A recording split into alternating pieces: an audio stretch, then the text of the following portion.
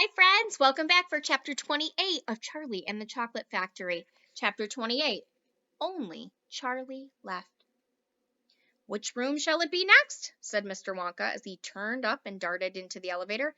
Come on, hurry up. We must get going. And how many children are there left now? Little Charlie looked at Grandpa Joe, and Grandpa Joe looked back at Charlie.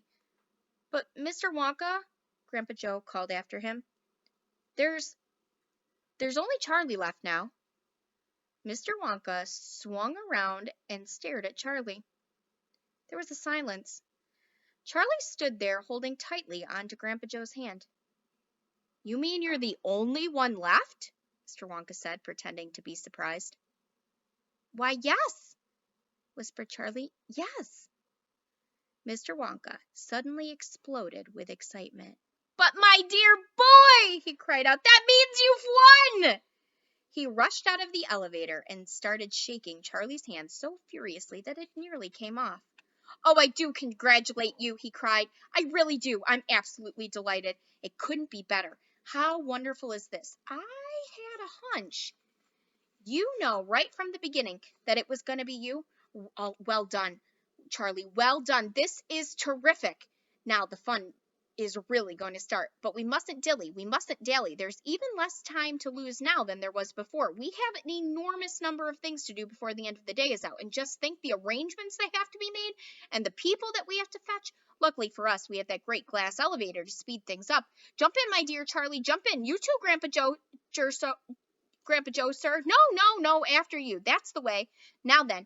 This time, I shall choose the button we are going to press. Mr. Wonka's bright, twinkling blue eyes rested for a moment on Charlie's face.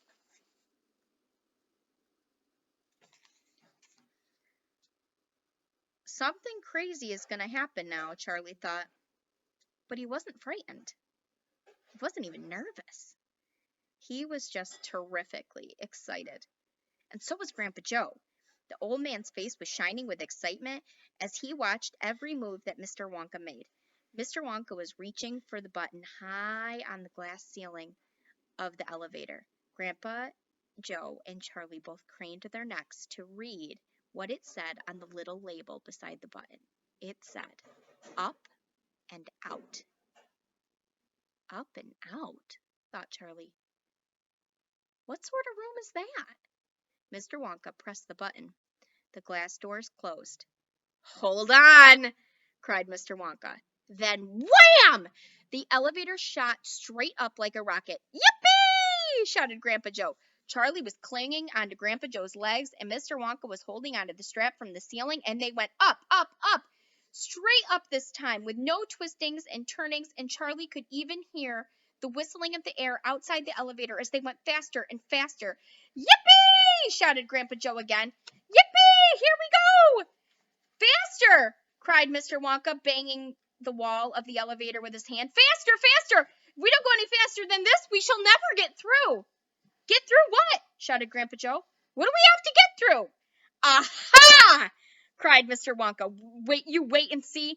I've been longing to press this button for years, but I've never done it until now.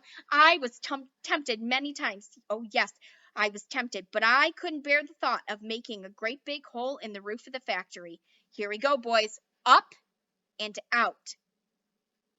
But you don't mean, Grandpa Joe shouted, you don't really mean with this elevator? Oh, yes, I do, answered Mr. Wonka. You wait and see. Up and out. But it's made of glass, shouted Grandpa Joe. It'll break into a million pieces. I suppose it might, said Mr. Wonka, cheerful as ever. But it's pretty thick glass all the same. The elevator rushed on, going up and up and up, faster and faster and faster. Then suddenly, crash! The most tremendous noise of splintering wood and broken tiles came from directly above their heads. Grandpa Joe shouted, help, it's the end, we're done for! And Mr. Wonka said, no, we're not, we're through, we're out! Sure enough, the elevator had shot up right through the roof of the factory and was now rising in the sky like a rocket, and the sunshine was pouring in through the glass roof.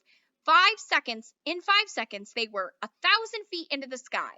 The elevator's gone mad, shouted Grandpa Joe. "Have no fear, my dear sir," said Mr. Wonka calmly, and he pressed another button. The elevator stopped, and it hung in midair, hovering like a helicopter, hovering over the factory and over the very town itself, which lay spread out below them like a picture postcard. Looking down through the glass floor and on what he was standing, Charlie could see that in the small, faraway houses and in the streets, and the snow lay thickly over everything. It was an eerie and frightening feeling to be standing on the clear glass high up in the sky. It made you feel that you weren't standing on anything at all. "Are we all right?" cried Grandpa Joe. "How does this thing stay up?" "Candy power," said Mr. Wonka. 1,000,000 candy power. Oh, look!" he cried, pointing down. "There are the other children. They are returning home." And that was chapter 28 of Charlie and the Chocolate Factory. Thank you so much for listening. Have a great day, and remember, be kind.